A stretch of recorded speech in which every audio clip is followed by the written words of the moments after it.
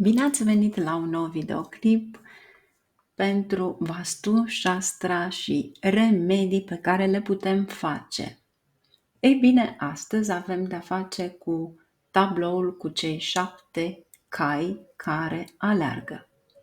Ce este Vastu Shastra? Este o știință veche indiană a arhitecturii, a designului, care ghidează construcția și dispunerea clădirilor pentru a armoniza cu forțele naturale. Se concentrează pe crearea unui mediu echilibrat care promovează sănătatea, prosperitatea și fericirea.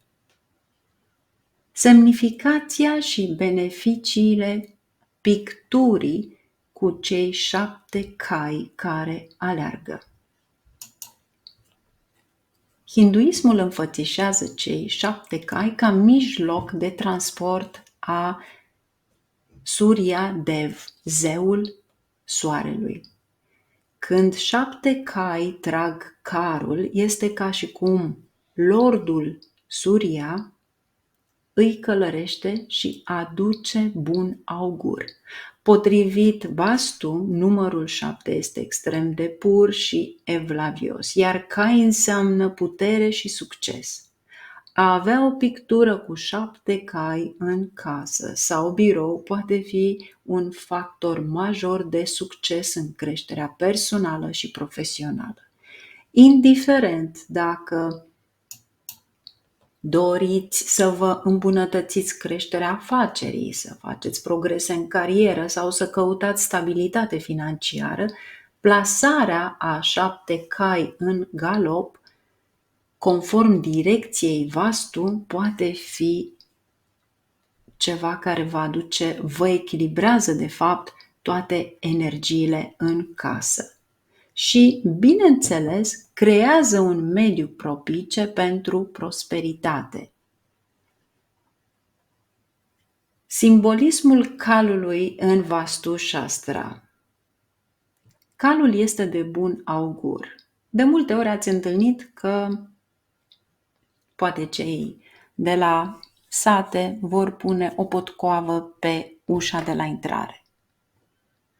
Ei bine, vom ajunge și aici, dar acea potcoavă este purtată de cal.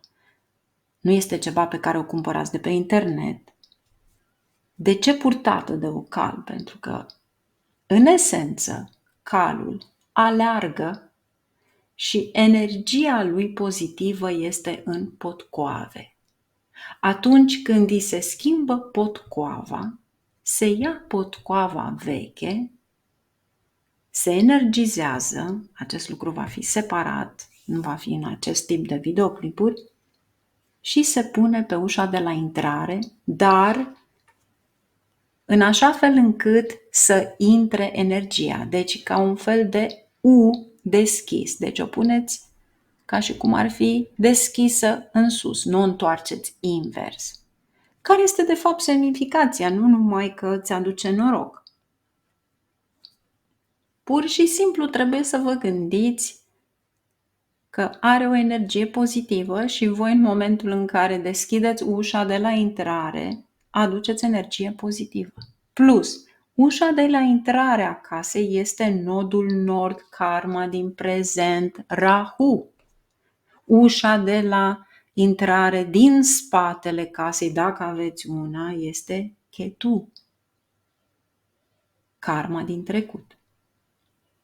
De obicei, casa se energizează de la ușa de intrare. Aveți foarte multe lucruri prin care puteți să schimbați energia casei pe My Blog. Deci mergeți pe site-ul meu. Aveți linkurile respective pe canal, aveți linkurile respective în descriere, aveți linkurile respective și în primul comentariu a acestui videoclip. Deci revenim la noi. Un cal este de bun augur, puternic, rezistent, curajos. Alergarea cailor simbolizează viteză și o viață plină de ritm rapid, plină de repere precum cariera, căsătoria, copiii, educația, dezvoltarea personală. De altfel și statuile sau figurinele sau picturile cu cai pot aduce din nou pozitivitatea ta în casă. De ce 7 cai? Numărul 7 este perfecțiunea divină prin excelență, spiritualitate, înțelepciune interioară. Direcția și mișcarea în care vom pune. Cai în mișcare simbolizează progresul și energia dinamică. Când cei 7 cai sunt reprezentați alergând împreună, ei reprezintă forța colectivă a avântului către succes și creștere. Amplasarea imaginilor cu 7 cai pe diferite direcții. Peretele de est sau nord, pentru beneficii maxime, plansați imaginea celor 7 cai alergând pe peretele de est sau nord al casei sau a biroului. Aceste direcții sunt asociate cu răsăritul soarelui și fluxul de energie pozitivă, amplificând efectele benefice.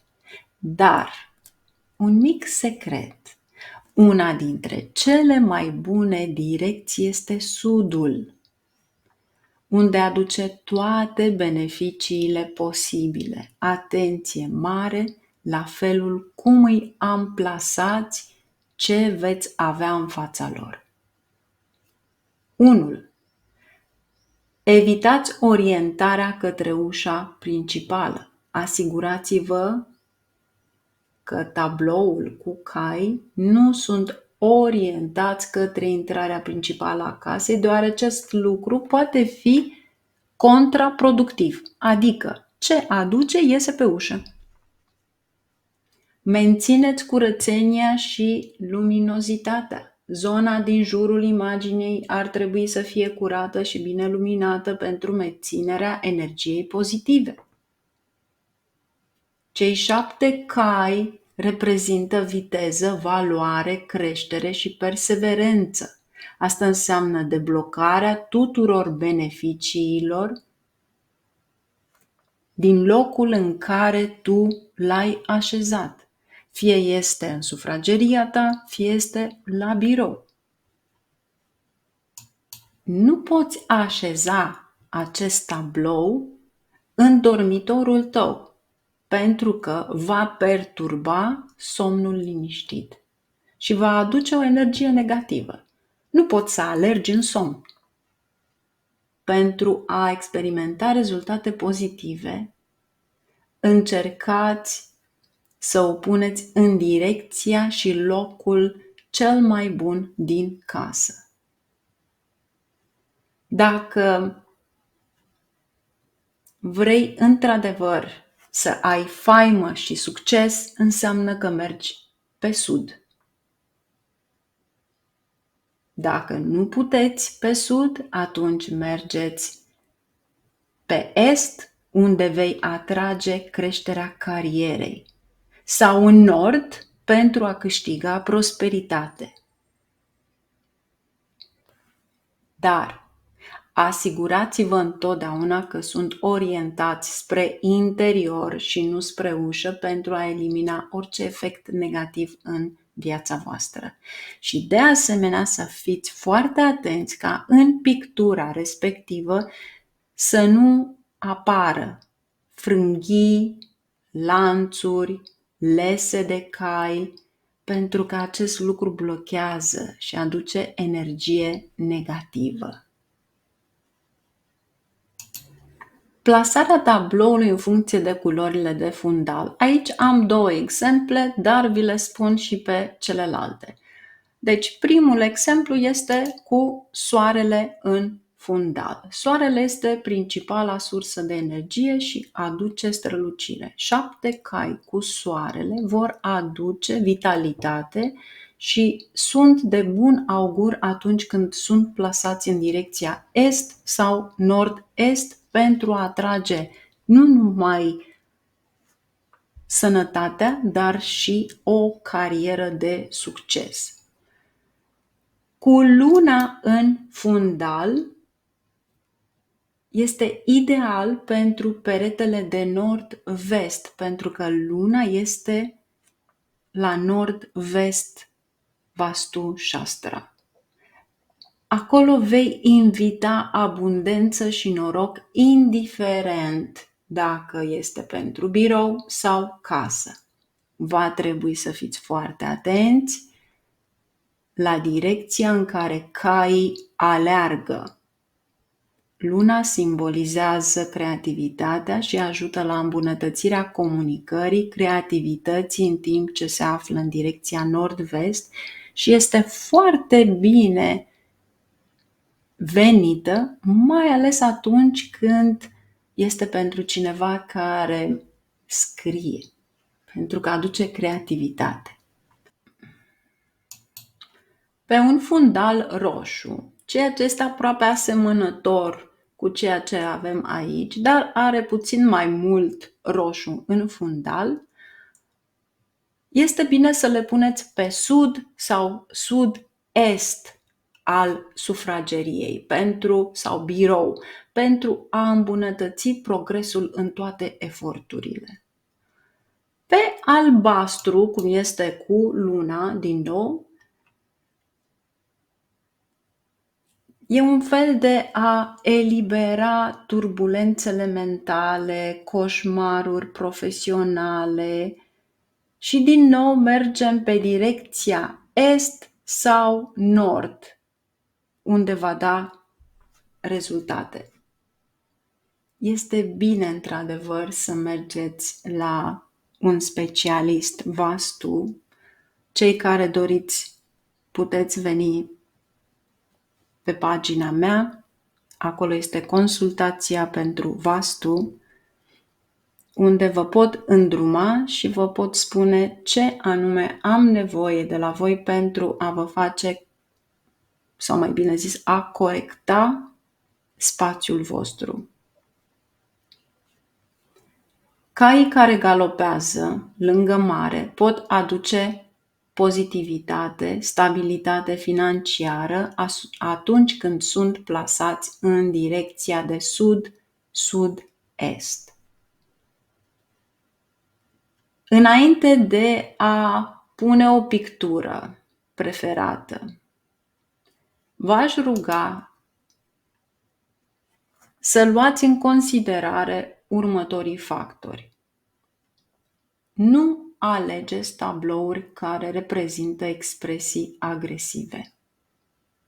Și foarte interesant, să știți că nu vorbesc după un script acum, interesant este că am întâlnit foarte mulți care au atârnat pe perete fundaluri sau tablouri cu animale sălbatice.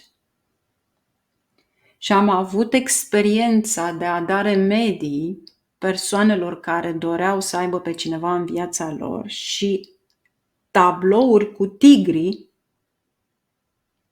să fie pe sud și sud-vest, de unde vin relațiile. Și interesant a fost că veneau relații în viața persoanei respective care, după un termen scurt, terminau acea relație într-un mod agresiv. Deci, în atenția celor care puneți ceva sau atârnați ceva pe perete, fie este un antielement. Ce înseamnă antielement? De fiecare dată voi spune acest lucru. Antielementul este poziția cardinală. Dacă știți pe fiecare poziție cardinală ce reprezintă, dacă tu la nord este apă și tu te-ai dus și ți-ai pus cortine roșii, este normal că tu ai pus un antielement și ceva se întâmplă acolo. Ai pus foc pe apă. Vă invit să veniți pe Vimeo să învățați Vastu pentru voi, să puteți să-i ajutați pe ceilalți. Nu poți să dai toate detaliile respective într-o oră în care chiar studenții, cei interesați vor veni pe o lecție, este mult mai ușor și binevenit pentru a învăța decât să le dai și să iei fiecare informație dintr-un videoclip în altul până nu rectifici în schimb totul în casă, posibil să rectifici pe un punct cardinal, dar să nu rectifici în partea cealaltă. Dar având în vedere tablourile, nu alegeți tablouri care reprezintă expresii agresive. Optați pentru ceva liniștit, o natură liniștită. Dar încă o dată, fiți atenți pe ce direcții le puneți pentru a nu activa un antielement. Poate fi chiar ceva extraordinar de frumos. Și vă dau un exemplu. Posibil să aveți o pictură cu un nufăr și vă place la nebunie nufărul respectiv și vă duceți și găsiți un perete liber și amplasați nufărul. Ce este nufărul? Prosperitate. Ce înseamnă nufărul? Renaștere. Ce mai este nufărul? Sămânță. De unde provii tu? Din sămânța tatălui și a mamei. Unde te-ai dus și l-ai amplasat? Păi ai găsit un perete și l-ai pus pe peretele de la nord-vest. Cine este la nord-vest? Luna. Ce este luna? Mama. Bat pariu că în 2 zile o trimiteți la spital. Deci nu contează ce este, contează ce semnifică. Nu este numai o lecție de a veni pe acest canal și pur și simplu să le luați și să vedeți. Uitați-vă în casa toată. Ce aveți, de ce am blocaje. Am mai întâlnit încă ceva, dacă tot a venit vorba de tablou. Tablouri cu condiții meteorologice care au atras energie negativă. De ce? Păi avea taifun, avea furtună, praf, apus de soare, război. Deci orice este nefast, nu ai cum să le pui pe perete, pentru că atrage o energie negativă. Nu ai timpul necesar în fiecare zi să faci o plimbare la parc și chiar notați, puneți o hârtie pe frigider și puneți acolo de câte ori într-o săptămână, zâmbiți că asta vă face bine, într-o săptămână de câte ori mergeți voi într-un parc sau aveți voi grijă de voi să petreceți puțin timp singuri. Și dacă tot nu petreci ceva frumos sau nu ai timpul necesar, măcar cumpără un tablou frumos cu ceva care îți place enorm de mult, învață unde să-l pui și atunci când ești obosit și mai ales dacă ești într-un apartament în care nu ai unde să ieși, te duci pe verandă, asculți mașinile de afară, nu poți să deschizi pentru că intră praful și dioxidul de carbon de la mașini și de peste tot de unde este. Atunci măcar fie îți lipești un tapet întreg pe un perete care să-ți aducă liniștea sufletească, fie un tablou. Dar eu vă recomand un tapet de genul acesta. Pentru că am avut de-a face cu așa ceva și știu despre ce este vorba. Și este extraordinar de frumos și te simți extraordinar de bine pentru că ai impresia că ești undeva jumătate cascadă, jumătate rai pe pământ. Dar te simți bine măcar atunci când bei un ceai sau o cafea. Deci, amatori, fiecăruia dintre voi, încercați să puneți ceva pozitiv în casă, pentru a aduce pozitivitate în casă.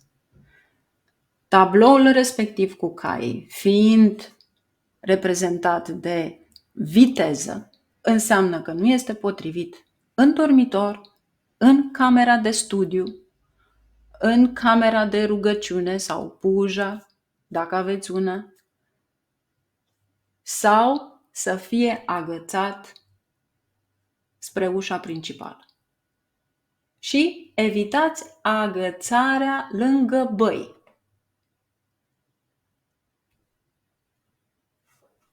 Căutați să puneți chiar și cai care aleargă pe pământ, care reflectă simetria fără obstacole. Pentru a atrage norocul, alegeți cei 7 cai sau toate picturile cu cai cu numere impare de cai. Niciodată să nu puneți ceva care aleargă singur, pentru că și voi o viață întreagă alergați voi singuri. Cel care îl veți pune singur sunteți voi. Veți alerga. Întotdeauna se spune că la o caleașcă sau o căruță trag 2. Imaginați-vă cei care sunteți deja parteneri căsătoriți, când veți pune acel cal, unul singur va trage. Deja este ca afirmația mașinei. Atunci când vă cumpărați o mașină cu 2 uși, înseamnă că nu vrei să te căsătorești. Atunci când cumperi o mașină cu 4 uși, înseamnă că vrei să ai familie. E simplu și logic.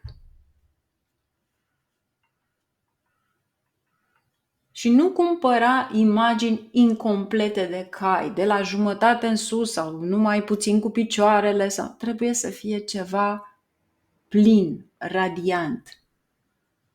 În plus, ar trebui să se potrivească decorului pe care îl aveți voi și să fie direct proporțional cu mediul în care stați. Asta înseamnă să luați măsurile respective, să împărțiți exact cât ia în proporție de pe peretele respectiv. Asta le veți întâlni în particular, nu pot să explic aici fiecare amănunt, dar chiar și așa este bine să-l cumpărați, să-l puneți. Este bine să o puneți pe o pânză, chiar dacă îl lăsați fără niciun tip de ramă. De ce? Ce reprezintă rama în general? O ramă în jurul la ceva nu simte libertatea să plece. De aceea este bine, chiar dacă îl cumpărați sub formă de pictură laminată, deci pe hârtie, tipărită laminat, este bine să găsiți o pânză albă de aceeași mărime și știți foarte bine că dacă veți folosi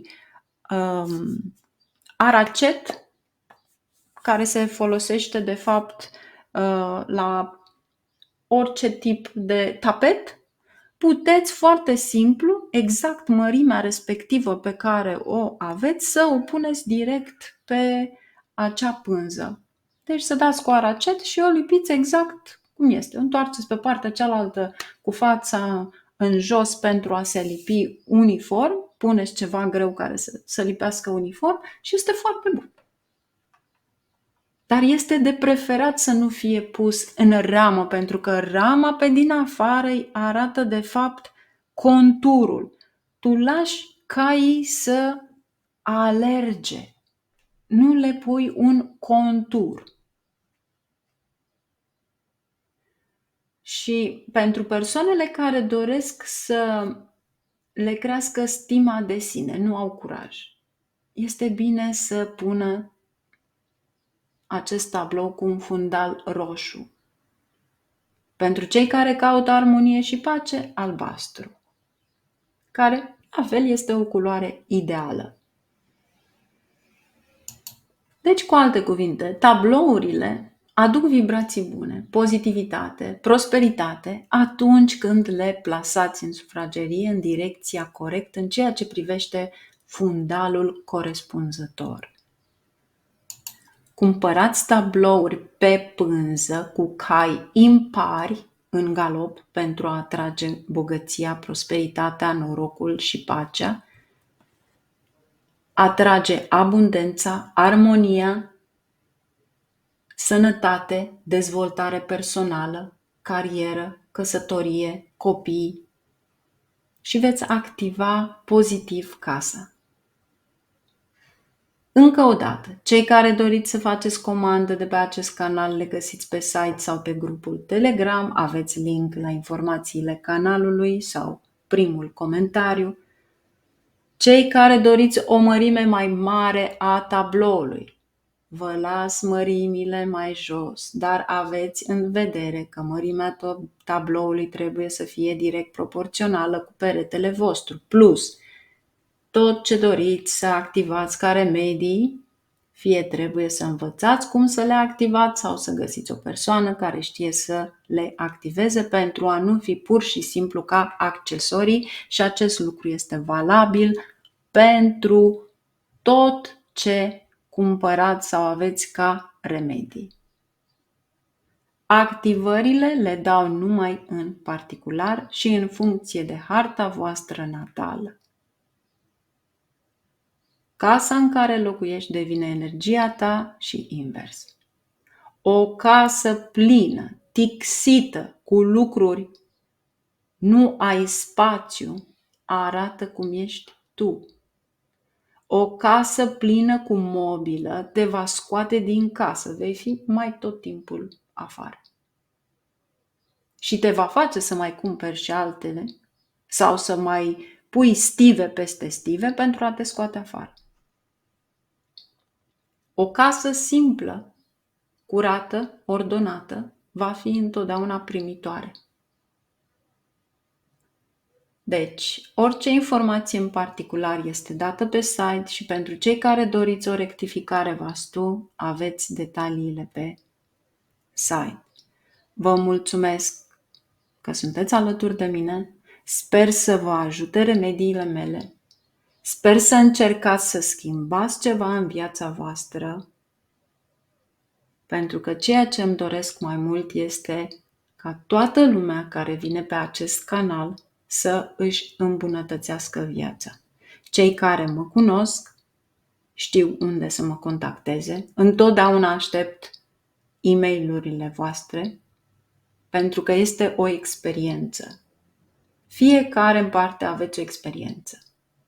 În momentul în care activați ceva, ceva se întâmplă. Întotdeauna să știți că dacă ați cumpărat ceva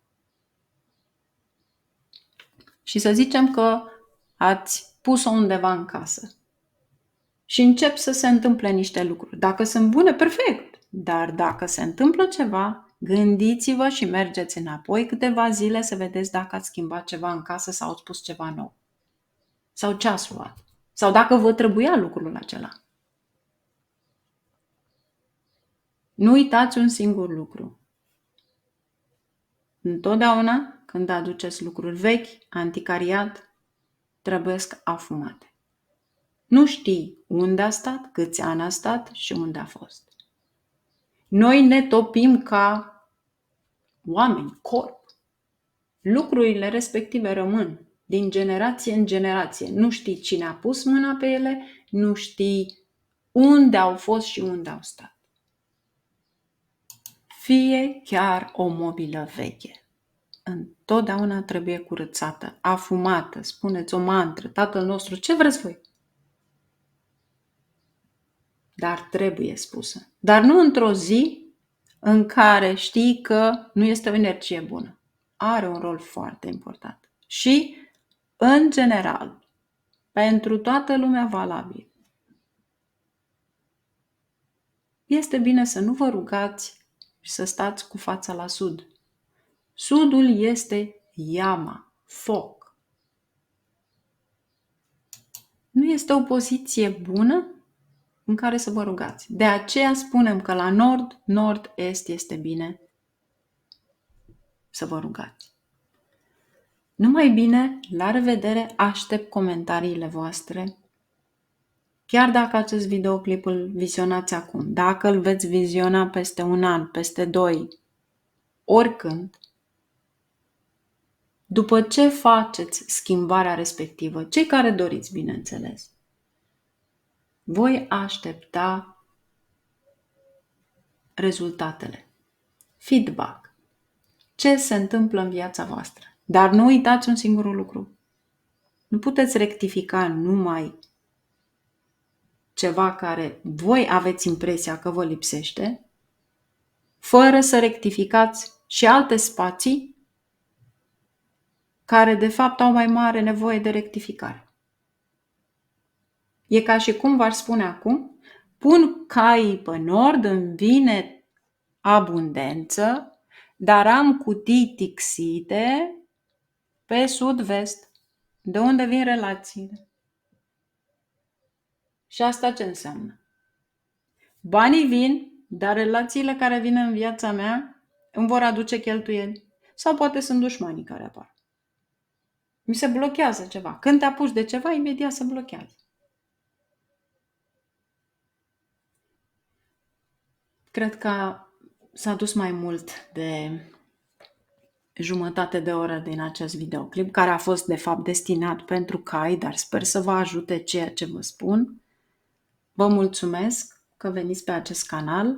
Cei care întreabă și au impresia că aceste informații sunt luate din altă parte, vreau să înțelegeți că am studiat acest lucru și pentru cei care sunt curioși pot veni pe site-ul meu pentru a vedea diplomele. Nu am venit aici pentru a vă da ceva și a vă strica energia din casă, pentru că am avut și de genul acesta comentarii. Posibil unii dintre voi, harta voastră